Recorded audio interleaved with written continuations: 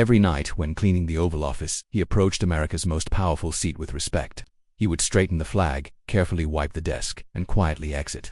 But that night was different, because during the terrorist attack, Samuel Johnson had only two choices: run, or risk his life to protect this sacred place he had cleaned every night for 15 years. Welcome to the Hidden Page Stories. Before we begin this powerful story, tell us in the comments which city you're watching from today, and if you believe stories like this need to be heard. Hit that subscribe button and help us keep these stories alive. Samuel Johnson was 58 years old and had worked as a night shift janitor at the White House for 15 years. Every evening he came at 10 p.m., finished work at 6 a.m. for 8 hours. He cleaned America's most important building. His routine was the same every night. First he would start with the West Wing, then move to the East Wing. He saved the Oval Office for last. It was special to him. When cleaning the president's desk, he was careful, never touching any documents, only removing dust.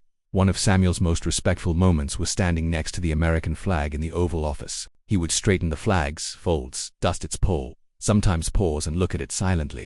He would think about how many people had given their lives for this flag, how many families had sacrificed their children. The White House staff loved Samuel. He was kind, quiet, reliable. "Good evening, Sam," they would say as they passed. "How are you, Sam?" they would ask. Samuel would smile, say, "I'm fine, thank you," and continue his work. Secret Service agents showed him special respect. Samuel had security clearance. His background had been investigated for years. He had a clean record, no problems. Agents would say, "Good evening, Sam," and he would respond, "Good evening." But nobody knew Samuel's real story. He was just known as Janitor Sam. He never talked about his past, never mentioned his personal life. He would quietly do his job and go home. Samuel Johnson's military career began in 1985. He joined the Army at 19, was selected for the 82nd Airborne Division. He received paratrooper training, prepared for special operations. His first assignment was in Panama in 1989. During Operation Just Cause, he participated in operations to capture Noriega. He was young but determined, knew how to take and give orders. Then came the Gulf War. He was sent to Iraq in 1991. He was part of Desert Storm operations. The war ended quickly, but Samuel had gained important experience. Desert warfare, nighttime operations, survival in enemy territory. His toughest period was in Somalia in the 1990s. He served on a peacekeeping mission in Mogadishu. The city streets had become a battlefield. Samuel's unit was trying to help civilians while fighting off guerrilla attacks. When the Black Hawk Down incident happened in 1993, Samuel wasn't there, but his friends were. Something changed after that day. He had lost too many friends, suffered too much. He had seen war's true face. He left the Army in 1997. 12 years of service, countless operations, unforgettable memories. But he no longer wanted to fight. He wanted a quiet, peaceful life. When he found the White House job, it was a perfect opportunity. He could continue serving his country, but without war, just by cleaning, by protecting America's most important building. October 15th, Wednesday. Samuel had come to work at 10 p.m. as usual. He passed security checks, showed his personnel card, entered the building. Everything was normal. At 12:30 a.m. he was working in the West Wing, cleaning corridors, mopping floors. Soft music played from his radio. It was a calm, routine night. At 1:45 a.m. he heard the first strange sound, a distant noise, metal sound. Samuel stopped, listened. Maybe it was just the air conditioning, but something didn't feel normal to him. At 2 a.m. he heard the second sound, this time clearer, footsteps, whispers. Samuel turned off his radio, listened to his surroundings. There shouldn't be such sounds during the night shift at the White House. At 2:15 a.m., the alarm started blaring. Red lights flashed. Siren sound filled the entire building. Samuel was trying to understand what was happening. It wasn't a fire alarm, it was a security alarm. Voices started coming from his radio. Security breach, all personnel, 2 safe rooms. This is not a drill. Samuel's heart raced. Security breach, at the White House. How is this possible? Then he saw them. At the end of the corridor, 3 people in black clothing, armed. They had masks, professional equipment. They hadn't seen Samuel yet. Alarm bells rang in Samuel's mind. These weren't tourists, they weren't protesters. These were terrorists, and they had infiltrated the White House. Samuel had 2 choices: run or hide. According to security procedures, that's what civilians should do. Go to safe areas, wait for professionals to handle it. But Samuel wasn't a civilian. At least he didn't feel like one. He had served America for 12 years. Now America's heart was under attack. The terrorists were slowly advancing toward him. They had automatic weapons, wore tactical vests. They looked very planned. Samuel made his decision. He hid behind his cleaning cart, took out his radio. But it wasn't a normal cleaning radio. One of the advantages of working at the White House for years was knowing security frequencies. "Control, this is Johnson," he whispered.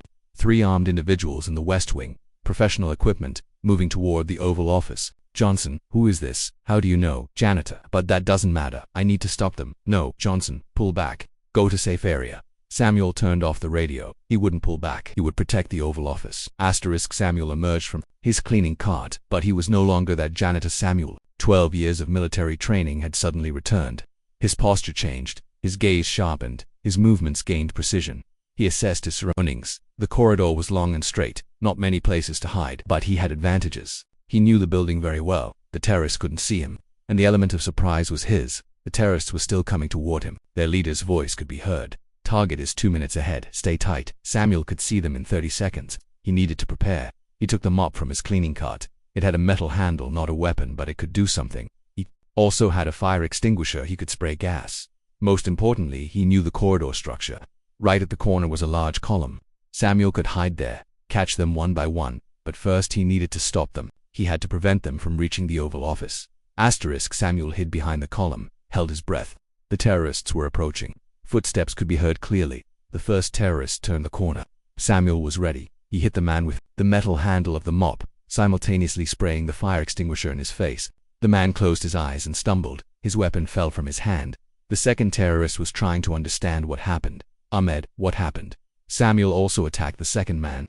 This time he hit his leg with the mop handle. The man fell. He was trying to get his weapon, but Samuel was faster.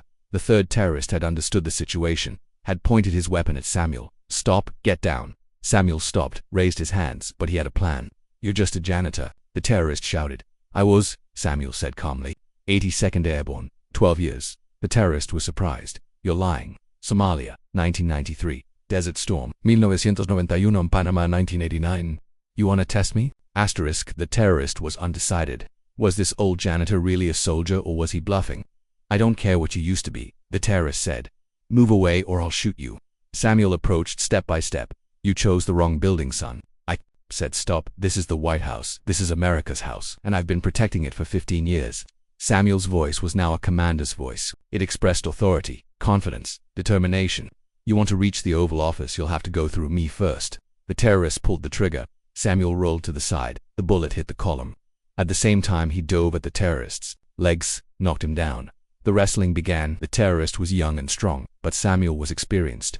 This wasn't a street fight. It was military combat.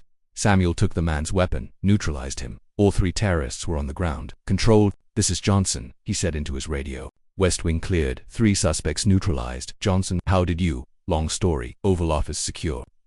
Minutes later, Secret Service agents arrived. When they saw the situation, they were shocked. 3 terrorists on the ground. Samuel standing next to them. Agent Davis had known Samuel for years. Sam, what happened here? They tried to reach the Oval Office. I stopped them. You how? Samuel paused briefly. I used to be a soldier. Agent Davis's eyes widened. You never mentioned that. It wasn't relevant. Until tonight.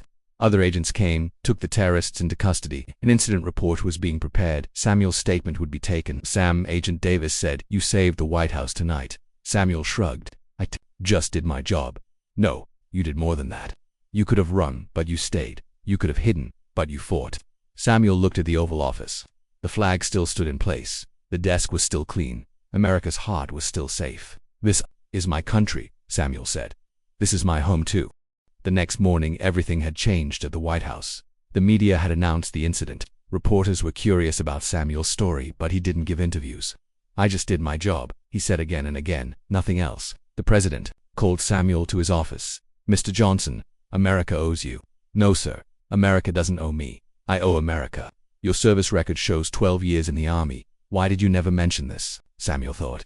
Because the past is past. Sir, I'm a janitor now. This is my job. Not anymore. I'm promoting you to White House Security Advisor. Samuel was surprised. Sir, I don't need a promotion. I'm happy with my job. The job needs you. Sam, America needs you. Weeks later, Samuel was still working the same night shift, but now he wasn't just cleaning, he was also serving as a security advisor. Staff looked at him differently. Some called him Hero Sam, but Samuel didn't like this. I'm not a hero, he would say. I'm just a man who loves his country. Agent Davis came to him. Sam, that night. How did you know what to do? I didn't forget my training. A soldier never really retires, but you could have been killed. Samuel looked at the Oval Office. The flag was still in place. The desk was still clean. Some things are worth dying for, he said. Freedom, democracy, America. Is that why you stayed for America? Samuel smiled. I stayed because this is my home and you protect your home. Months passed. Samuel's life returned to normal. Media attention decreased. The incident was forgotten. But for Samuel, nothing had changed. He still cleaned the Oval Office every night, still straightened the flag, still approached America's heart with the same respect. Young Secret Service agents would come to him. Sam, how weren't you scared that night? I was scared, Samuel would say, but there was something stronger than fear. What was that love? My love for my country. That's what made you fight? Samuel nodded. That's what made me stay. Samuel Johnson never wanted to be a hero.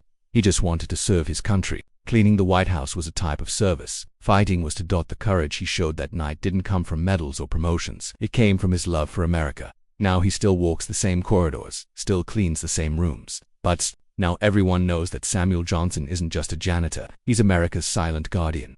Because true patriotism isn't loud, it's quiet. It's daily service, not dramatic heroism. And Samuel Johnson proves this every night. The White House is safer now, because it's protected not just by technology and agents, but by a heart that loves it. Now I ask you, have you ever encountered someone like Samuel? Someone who quietly loves and serves their country? Share their story in the comments. Because at Hidden Page Stories, we believe that true patriotism lies in daily service. If this story moved you, subscribe, share, and help us keep these voices alive. We'll see you in the next story. Until then, if you see someone serving quietly, know that they might be true heroes.